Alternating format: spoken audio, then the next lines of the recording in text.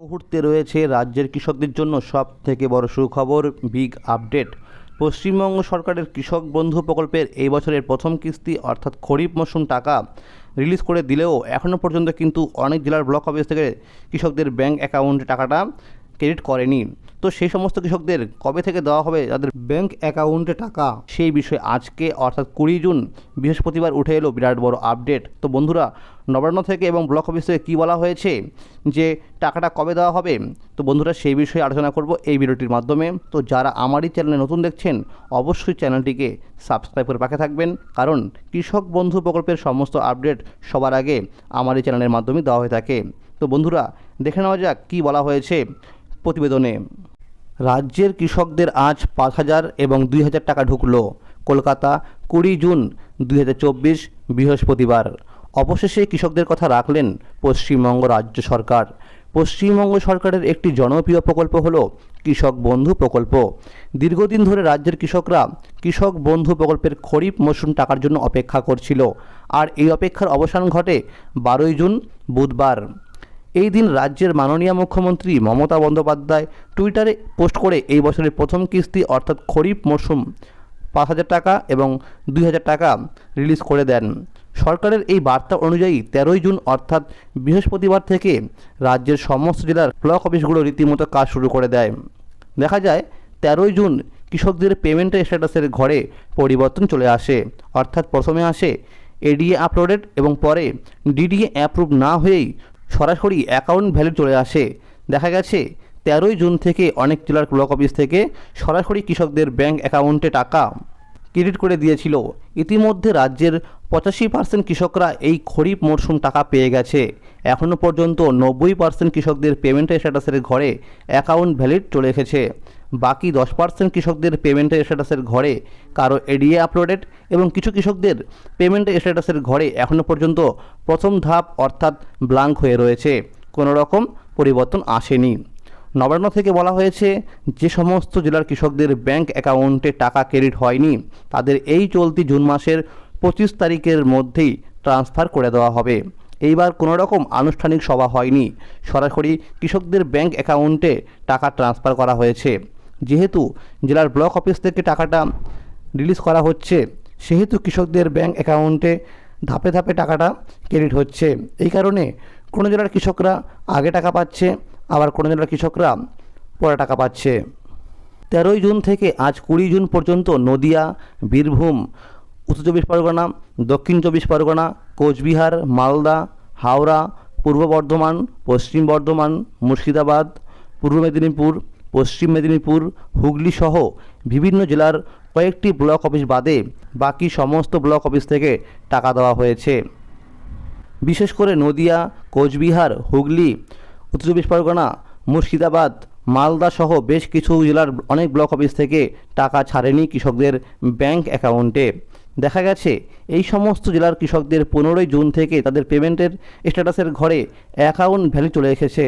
Account valid আসা সত্ত্বেও এখনও পর্যন্ত টাকা মেলেনি অনেক কৃষকদের। এই সকল কৃষকদের উদ্দেশ্যে বলা হয়েছে 3 থেকে 4 দিনের মধ্যে টাকাটা ক্রেডিট হয়ে যাবে কৃষকদের ব্যাংক অ্যাকাউন্টে। ব্লক অফিস থেকে বলা হয়েছে ব্যাংক প্রসেসিংয়ের কাজ চলছে, এই জন্য দেরি হচ্ছে কৃষকদের টাকা দিতে। ইতিমধ্যে দেখা গেছে যে সমস্ত জেলার ব্লক অফিস থেকে 13 জুন থেকে 15 জুন পর্যন্ত টাকা রিলিজ করেছিল, তাদের মধ্যে কিছু কৃষকদের টাকা ক্রেডিট হয়নি।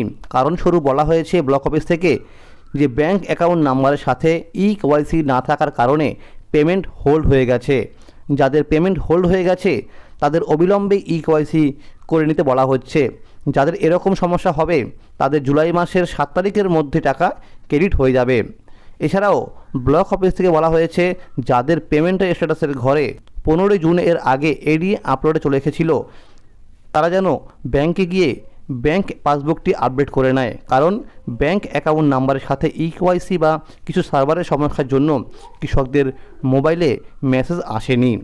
দেখা গেছে 19 জুন অনেক কৃষকরা ব্যাংকে গিয়ে পাসবুক আপডেট করার পর টাকা পেয়েছে।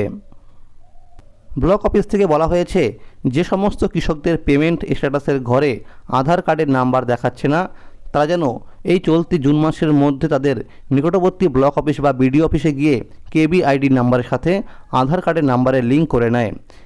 এর জন্য একটি ব্লক অফিস থেকে ফর্ম সংগ্রহ করতে হবে এবং ফিল আপ করে আধার কার্ডে জেরক্স জমা করতে হবে। যদি এই কাজটি না করা হয় তাহলে ডিসেম্বর মাসে রবি মরশুম টাকা দেওয়ার সময় সমস্যা দেখা দিতে পারে। তো বন্ধুরা, এই মুহূর্তে কৃষকদের পেমেন্টের স্ট্যাটাসের ঘরে কী অপশান বা স্ট্যাটাস শো করছে সেটা আমি আপনাদের লাইভ দেখিয়ে দিচ্ছি।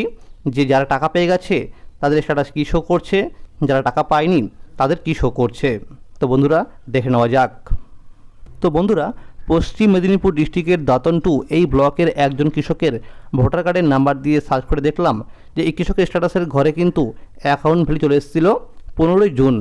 অর্থাৎ এই কৃষক কিন্তু আজকে টাকা পেল, অর্থাৎ 20 জুন টাকা পেল দুপুর 1টার সময়।